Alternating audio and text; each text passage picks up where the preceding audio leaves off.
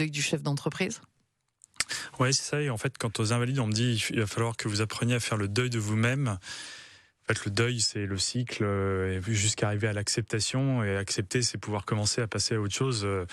Comme dirait Muriel Robin dans le film Encore, faire le deuil de ses rêves, tu sais, c'est choisir d'autres rêves. Petite phrase, tellement simple, tellement mignonne, mais tellement compliquée quand on est dedans. Et en fait, c'est pas un deuil, c'est plein de deuils.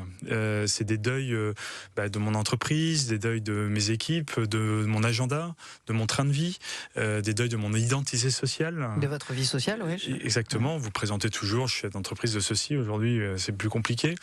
Et puis c'est des deuils aussi pour ma femme, parce que en fait le mari qu'elle connaissait n'est plus exactement le même.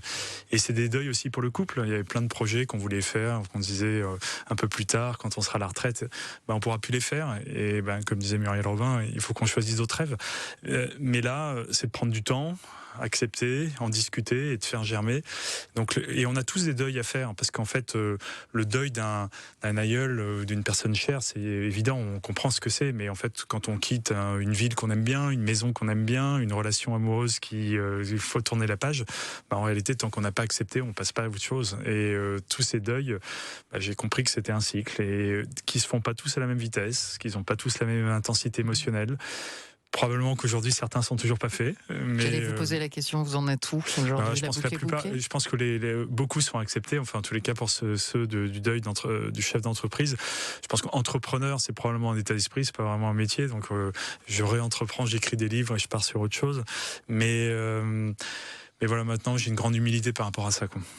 Nicolas, avant d'écrire ce livre qui relate votre arrêt cardiaque et ce long chemin de convalescence, vous aviez écrit un premier livre qui s'intitule « Votre énergie est inépuisable ».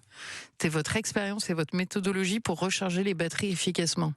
Avec le recul, quel regard vous portez sur ce premier livre? On est à la radio, mais vous avez un sourire.